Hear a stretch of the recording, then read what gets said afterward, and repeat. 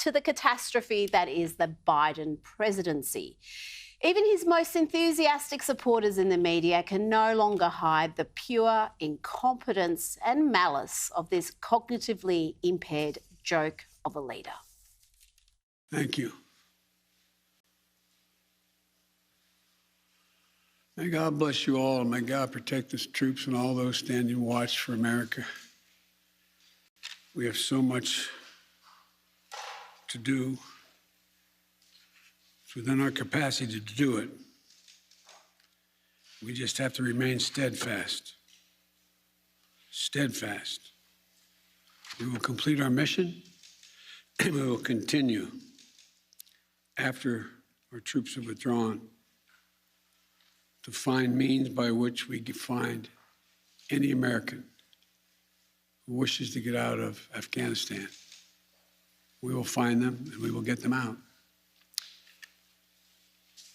Ladies and gentlemen, they gave me a list here.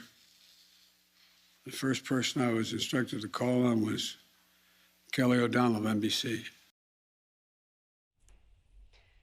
He couldn't even deliver a coherent, prepared statement for a minute. And he blurts out that he has to go to the person he was instructed to call on. This is the leader of the free world. They tell him who to call on. This is how he runs press conferences, even today, reading from an auto cue and answering questions from pre-approved selected media who have submitted their questions. The bulk of the mainstream media are complicit in this disastrous presidency. They refuse to cover Biden's obvious mental decline during the campaign, refuse to cover the Biden files stories concerning his family's dodgy dealings with China, the Ukraine and other places. And to this day, they give him and his inept administration soft coverage, even as it loses control of the country's southern border, sees inflation soar, and creates a host of energy supply issues. But back to the botched Afghanistan withdrawal. Biden's weakness and poor judgment has led to this carnage.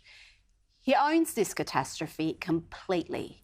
He has botched every element of this withdrawal. The latest disastrous incident saw 13 service members and many more Afghans killed in a possible Islamic State terror attack in the Afghan capital. Officials say at least 60 people have been killed in suicide bombings outside Kabul's Hamid Karzai International Airport.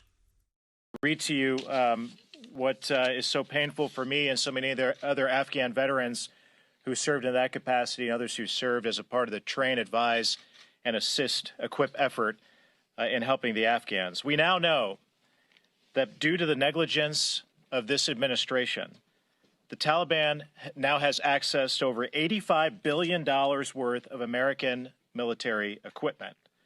That includes 75,000 vehicles, over 200 airplanes and helicopters, over 600,000 small arms and light weapons. The Taliban now has more Black Hawk helicopters than 85% of the countries in the world. But they don't just have weapons.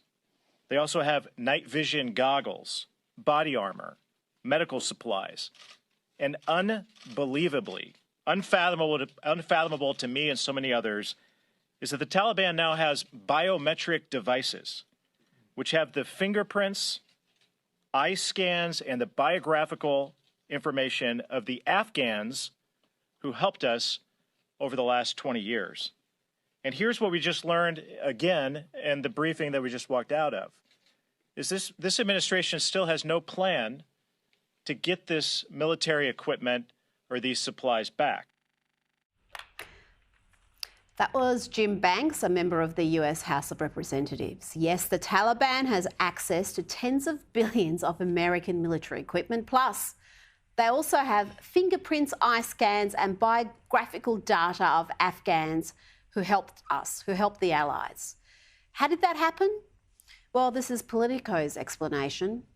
They report US officials in Kabul gave the Taliban a list of names of American citizens, green card holders and Afghan allies to grant entry into the military-controlled outer perimeter of the city's airport, a choice that's prompted outrage behind the scenes from lawmakers and military officials.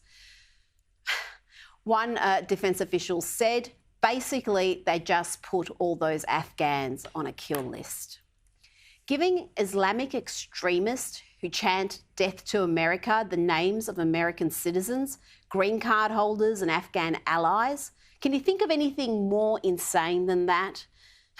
Let's look at how Biden reacts here when a journo asks, what will you do if Americans are still in Afghanistan after the deadline? They're still in Afghanistan after the deadline. What will you do?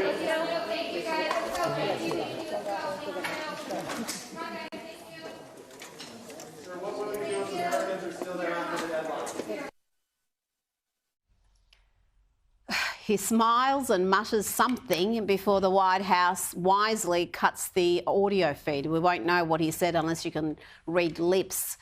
Elections have consequences, and Americans are seeing just how disastrous those consequences can be.